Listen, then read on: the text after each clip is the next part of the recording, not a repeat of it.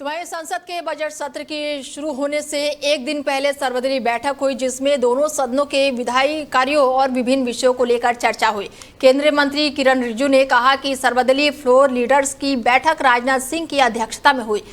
हमने सबके सुझाव को नोट किया है और ये बजट सत्र और साल का पहला सत्र है जो कि कल शुरू होगा।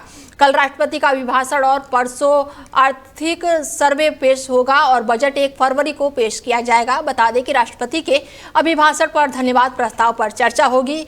किरण रिजिजू ने कहा है कि हमने सभी दलों से चर्चा की, हिस्सा लेने और संसद को सुचारू रूप से चलाने का आग्रह किया है। जिनको अपनी बात रखनी है वो राष्ट्रपति के सामने प्रस्ताव पर चर्चा में अपनी बात संसद में रख सकता है। उन्होंने कहा कि आज से 49 दलों से 51 नेताओं ने बैठक में हिस्सा लिया है। ऐसे में हम सबसे अपील करते हैं कि भारत दुनिया का सबसे बड़ा लोकतंत्र है और संसदीय प्रजातंत्र हमें बनाए रखना और जिस मकसद से जनता ने हमको चुनकर यहाँ पर भेजा है। उन्होंने कहा है कि नियमों के मुताबिक चर्चा हो। आपके बोलने की आजादी है, पर दूसरों को भी अपनी बातें सदन में रखने का हक है।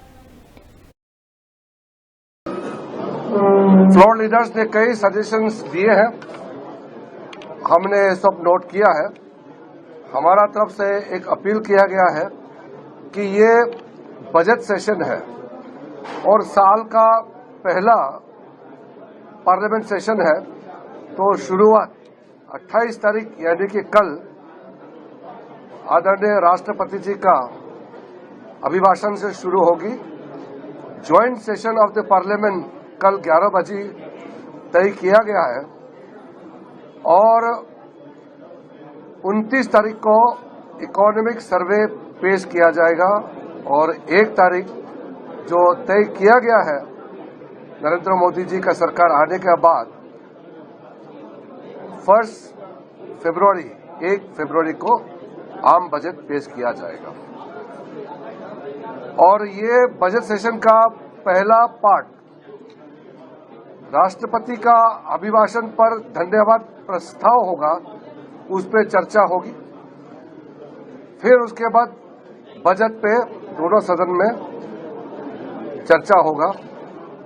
हम लोगों ने सारा मेंबर्स को रिक्वेस्ट किया है कि सब पार्टी सहयोग करें और हमारे संसद को सुचारू रूप से चलाने में सब योगदान करें।